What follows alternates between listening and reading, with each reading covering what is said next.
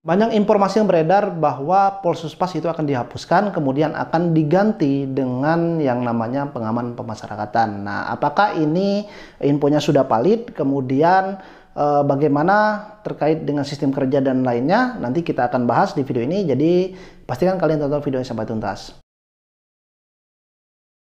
Assalamualaikum warahmatullahi wabarakatuh. Bertemu lagi dengan aku Mili Umri dan tentu masih di channel Mr. Mili. Nah, di kesempatan kali ini kita akan sharing atau berbagi informasi yang sedang hangat ataupun yang mungkin kalian butuhkan atau yang menjadi keresahan kalian terkait dengan formasi dari instansi Kemenkumham, yakni formasi penjaga tahanan, atau kalau istilah lainnya itu disebut dengan Polsuspas atau Polisi Khusus Pemasyarakatan.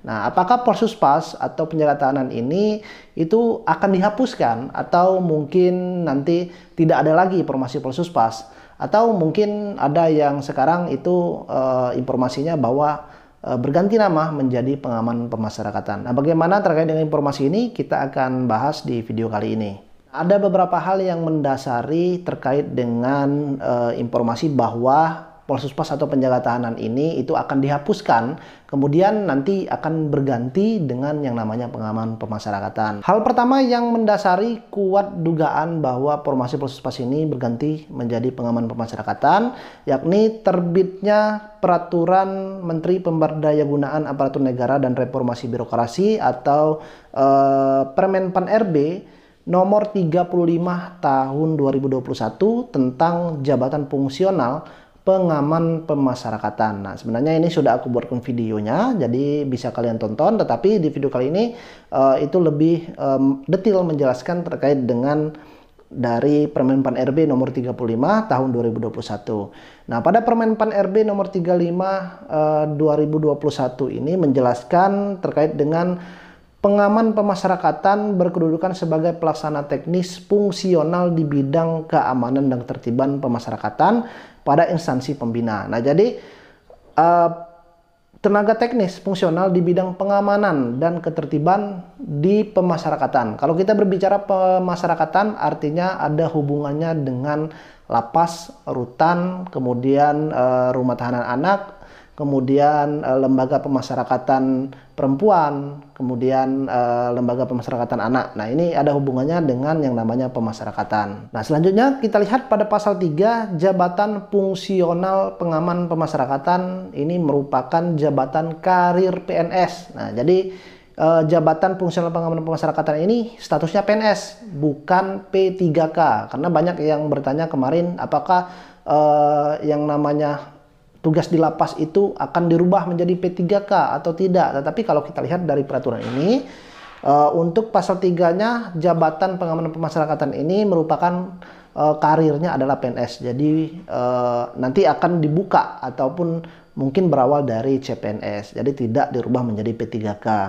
Kemudian klasifikasi atau rumpun jabatan dari pengaman pemasyarakatan ini dalam klasifikasi atau rumpun hukum dan peradilan. Jadi masih masuk dalam instansi Kementerian Hukum dan HAM. Jadi masih ada hukumnya berkaitan dengan rumpun dari hukum dan peradilan. Selanjutnya, tugas dari jabatan pengaman pemasyarakatan ini adalah melaksanakan pencegahan dan penindakan terhadap setiap gangguan keamanan dan ketertiban di bidang keamanan dan ketertiban pemasyarakatan. Jadi tugasnya adalah mencegah, menindak, kemudian melakukan ketertiban di bidang pengamanan yang ada, baik itu di lapas, di rutan, atau di rumah tahanan anak, atau misal di lembaga pemasyarakatan yang terintegrasi atau yang berhubungan langsung dengan pemasyarakatan. Nah, adapun subunsur kegiatannya adalah penjagaan, kemudian pengawalan, penggeledahan, kontrol, intelijen, pengendalian sarana prasarana,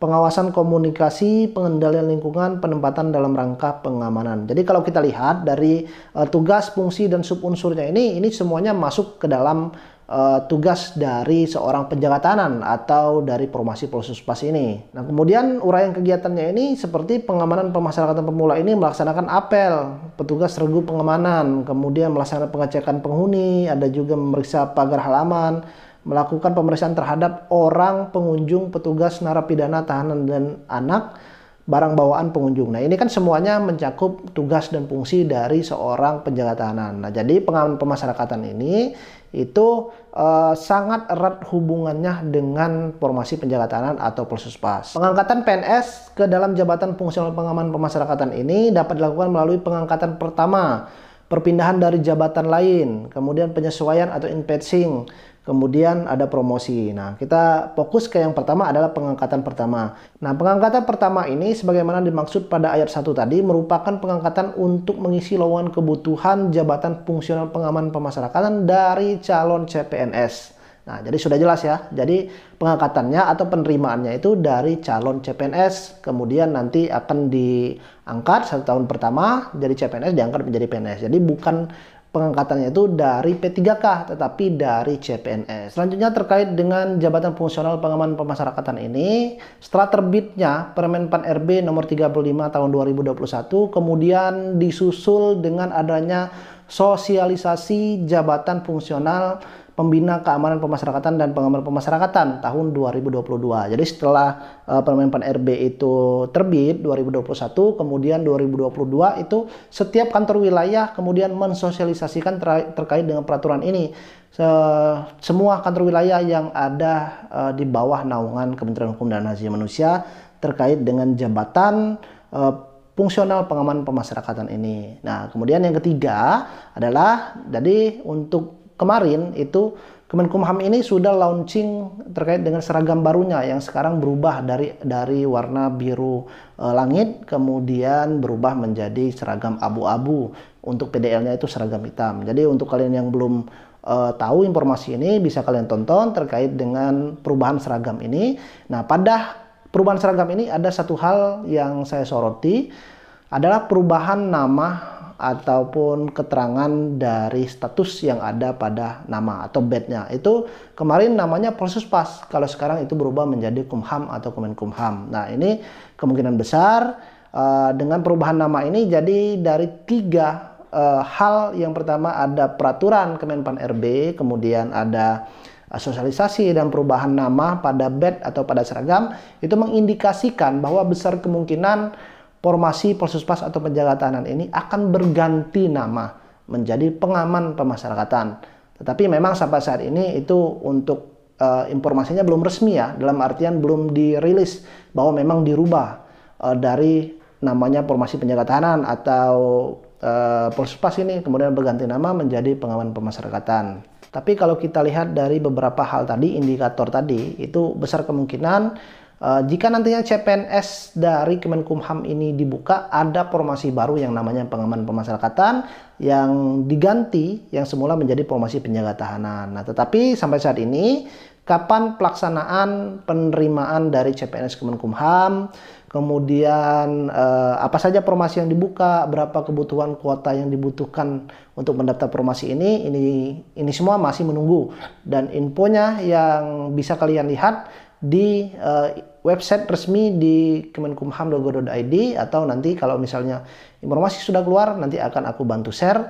Pastikan kalian pantau bisa di YouTube aku Mr. Mili atau di IG aku Milih Umri. Oke, sudah jelas ya. Jadi informasinya terkait dengan formasi penjaga tahanan atau formasi Polsuspas ini kemudian berganti dengan yang namanya formasi pengaman pemasyarakatan. Tetapi secara teknis, tugas, secara fungsi dari pengaman pemasyarakatan ini masih sama semuanya. Statusnya juga masih PNS, penerimaannya dari CPNS, kemudian tugas-tugas di lapangannya itu masih sama semuanya dengan formasi penjaga tahanan. Nah, mulai dari sekarang kalian bisa siapkan diri, belajar, siapkan berkas, kemudian fisik kalian juga harus siap. Mulailah berlatih lari atau pull up, sit up dan sebagainya. Karena memang formasi pengaman pemasyarakatan ini tesnya itu sama, hanya namanya saja dirubah. Jadi siapkan. Nah, kalau kalian butuh terkait dengan bimbingan belajar SKDCAT, kelas sharing juga nanti akan sering sharing terkait dengan formasi-formasi dari CPNS atau sekolah kedinasan. Nanti kita akan sharing di kelas bimbingan belajar ini. Jadi silakan kalian daftar, masih dibuka dan aku tunggu segera untuk kalian bisa bergabung di kelas yang aku adakan. Terima kasih untuk kalian sudah menonton dan aku akhir. Assalamualaikum warahmatullahi wabarakatuh.